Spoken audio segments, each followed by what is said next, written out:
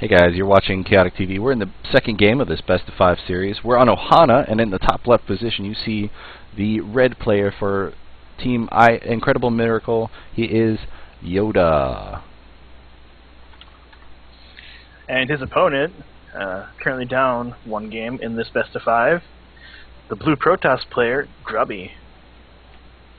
Grubby is from the Netherlands. And actually I wanted to start incorporating some Twitter accounts into this feed. So we're going to see that IEM Yoda actually has no Twitter account, which is kind of a bummer. Most Korean players are starting to adopt the social media advertisement and branding capabilities of it.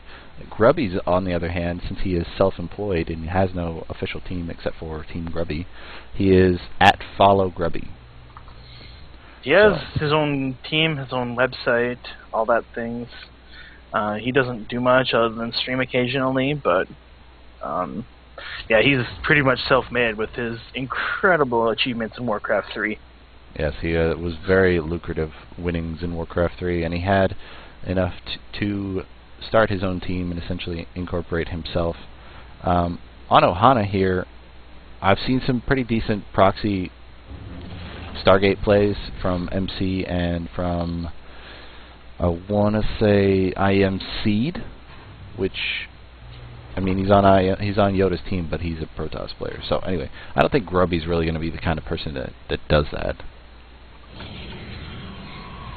Grubby probably going to go for that same Colossus build we saw in the last game. Both players not scouting again because they're doing that safe kind of build. Yoda not going for a CC first or anything like that to make sure that he's not getting proxy 2-gated or something like that, and there's no 11-11 racks coming out of Yoda on Grubby's side of it. Cybernetics core is going down. The Netherlander player is a big fan favorite. He's got plenty of followers. I like it. Yeah, he's got plenty of followers, and he actually did really well in IEM Singapore, the tournament before this. Or was that WCG? Also played in Singapore. Yeah, he's hit and miss with his StarCraft 2 achievements, I guess. I never really hit the super top level like it was in Warcraft, but no foreigner has really hit the super top level. Yeah, the highest one. And by foreigner, I mean non-Korean, which is just kind of a term that you learn to adapt. Yeah, that's probably the biggest. It's the biggest hurdle that people, when you're trying to explain StarCraft 2 and the esports scene to them, that not American is the normal. Like Korean is the American for the esports world as opposed to every other sport. Yeah, get over it, America. You're not the center of every world. It's a big mind shift for a lot of people when they first hear that. No, you're absolutely right. Which is why I just subconsciously caught myself saying, "Oh, not everybody might know this." Yeah. But I tried to explain that to my parents over Christmas, and they were just flabbergasted. They were like, "America, I've seen you play video games since you were 7. Why are you not the main focus of this esports thing?" And I was like, "Well, these kids get paid to do it. I don't. You guys." They have video game classes in elementary school. It is what it is.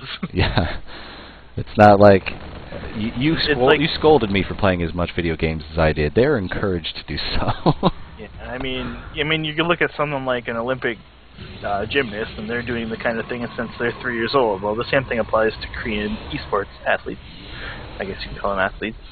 Oh, I would call them athletes. I mean, granted, they don't get hit a lot, but they sit in a chair for 12 hours doing mental exercises. Essentially, it's very taxing work. It's more than 12 hours for a lot of them. Oh yeah, especially during training. But even during, like, sitting for 12 hours at IPL or at MLG for me is exhausting. I can't imagine what the players have to go through. I'm just sitting there enjoying a game, and it gets to the point where you almost can't sit in the uncomfortable chairs all as much. But these players have to do. So then you go to the bar. The real work. Well, you can't do it at MLG. At IPL, it was so much fun, which is I'm really looking forward to IPL 6 because it's the biggest bar craft I can imagine. You know, in America at least. I'm sure in Europe you're allowed to drink booze and watch StarCraft at their events. Yeah, I mean, I've never been to a large event, but I have been to an actual Barcraft for a League of Legends event. About 85 people in a movie theater, a bar, a diner type setup. It was a lot of fun, actually. The first Barcraft I went to, actually the last two Barcrafts I went to were at this place called the Beer Garden in Los Angeles on Western Boulevard, and essentially it's a Korean German fusion place. Pretty expensive, interesting fusion, but really good food and really good Delicious. beer. So they embraced the esports scene all together, and there were a whole lot of different groups and community type groups there that were saying, "Hey, come join us and follow us on Facebook," and we set up local tournaments and stuff like that. I actually never got into that, which I probably should do if I ever go back to another Barcraft era. This is going to be a 1-1-1 type timing attack. Well, not quite 1-1-1, but since he has 2 barracks. But it's a modified version of the 1-1-1 all-in. From Yoda coming here, I guess we should mention the game since something not normal is happening.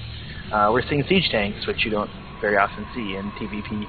Wow, that was a huge, luck on Grubby's part putting that pylon down. He's going to be able to spot this incoming drop of 8 Marines, and if he's lucky, he'll be able to, snipe that medevac before anything gets happening.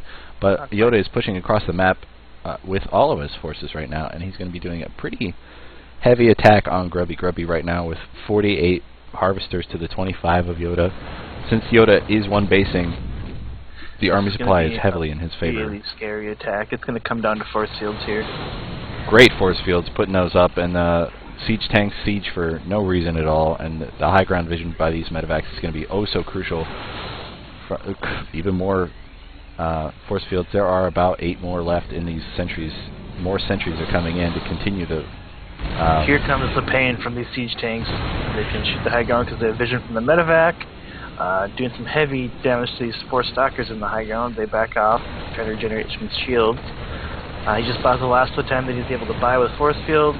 He's backing off some more. Yeah, I don't know if he has a production to deal with this. No, I'm not sure either. Grubby right now, he has an immortal, which will do him some decent good, but Yoda using his medevacs to ferry some units over those force fields kept the sentries from coming back in, and the siege tanks were able to keep them from doing the damage to the sentries as well. This siege tank will be sniped off, but losing 3 stalkers at the time. He is losing a huge number of harvesters, but if he's able to hold this off, he's going to be still in an economic lead over the 18 harvesters of here, though. Yoda.